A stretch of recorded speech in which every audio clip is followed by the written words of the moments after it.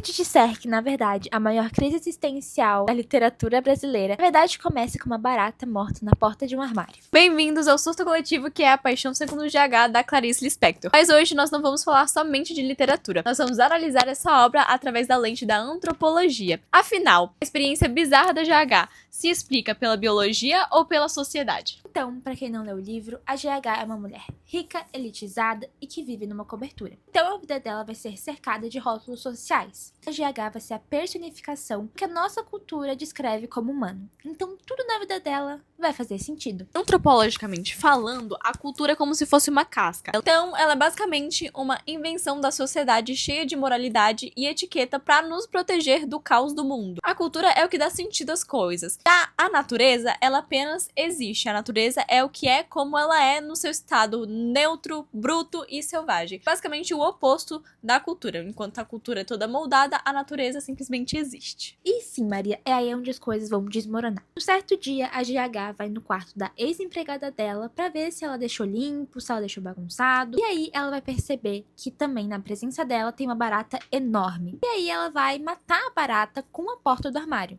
aonde ela vai começar a endoidecer e querer comer a barata. Esse encontro dela com a barata que destrói essa lente cultural dela. Então agora a Júlia vai ler um trecho muito interessante que a gente separou aqui. O que sempre me repugnara em baratas é que elas eram obsoletas e, no entanto, atuais. Saber que elas já estavam na Terra há 350 milhões de anos e elas se repetiam sem se transformarem. Então, gente, basicamente, esse trecho vai falar que como a GH, ela precisa de uma transformação na vida e as baratas não têm. E daí, depois, nesse trecho, ela vai se comparar com a barata. Entrando um pouco na filosofia, Jean-Paul Sartre, não sei como é que fala, ele falava sobre a náusea diante da existência. A barata causava tanta angústia na GH porque a barata apenas é, que nem aquele conceito da natureza, que a natureza apenas é, a barata também apenas é. Ela não tem etiqueta, ela não tem um rótulo, e porque a barata é a existência precedendo a essência. No livro, a Clarice ela vai usar a barata como uma forma, né, de imundo, do que a gente esconde dos outros, os nossos desejos, os nossos prazeres, que a gente geralmente não mostra pros outros, porque naturalmente, socialmente é visto como estranho, né? E aí que se vem a pergunta, por que a barata é tão imunda? Por que ela vê tanta repugnância nessa barata? Nosso nojo, será que ele é biológico ou ele é aprendido? Eu acho que essa é uma dúvida muito válida, considerando que grande parte das nossas coisas e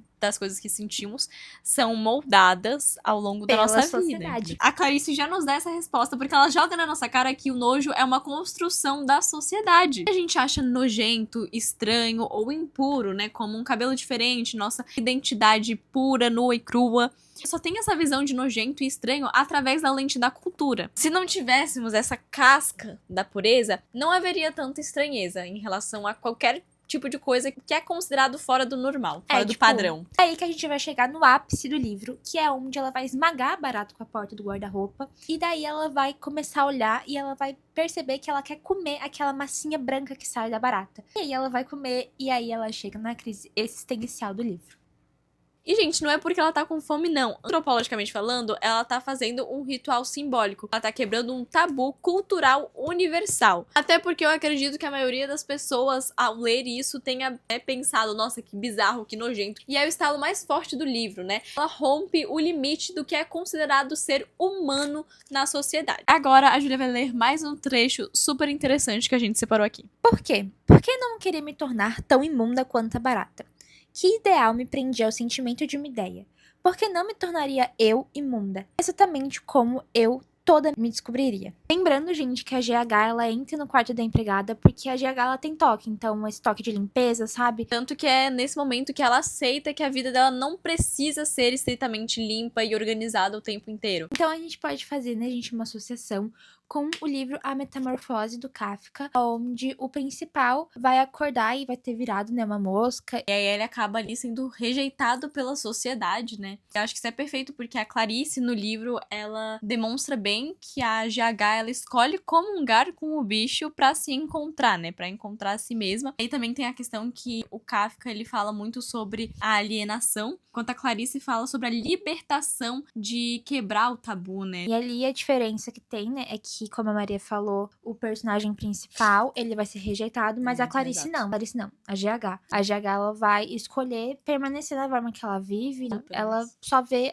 o preconceito, o nojo, tudo isso só com outros olhos. Bom, e no livro a gente também tem muita questão da pureza e da impureza, né? Que são construções da cultura pra moldar o mundo, né? Pra organizar o mundo. Mas a gente vê no livro que o impuro, ele não chega a ser inferior. Ele apenas escapa das regras humanas. Então ele é como se realmente ele só quebrasse o tabu. A gente também pode falar sobre a aceitação que a gente, né, pede a dos gente nossos busca, pais. né? Então a gente acaba se escondendo de quem a gente realmente é. E a Clarice, ela explora, né, junto ali com a GH, realmente se mostrar, tipo, se você gosta disso e tá tudo bem. Tem a questão da pureza, é como se fosse o filtro cultural ali, que é exatamente essa camada pra meio que se proteger. Só que, na verdade, acaba afastando da realidade do ser humano realmente. Bom, e a gente pode considerar que o tabu, ele é um mecanismo de proteção cultural, né? Pra que a gente não veja a fragilidade da identidade, assim, pra realmente se proteger ali. Ou achar que tá se protegendo, né, Ou pelo acreditar menos. que está se protegendo. Então o livro, ele explora muito essa questão de ir além do limite, né? A gente Ultrapassar a tem as barreira nossas escolhas. desse limite. O livro, tanto que tem vários trechos ali que buscam, né, ela se perguntando, será que eu sou mesmo isso? Será que eu não sou? Será essa que eu sou a dúvida, barata? realmente. Será que eu não sou a barata?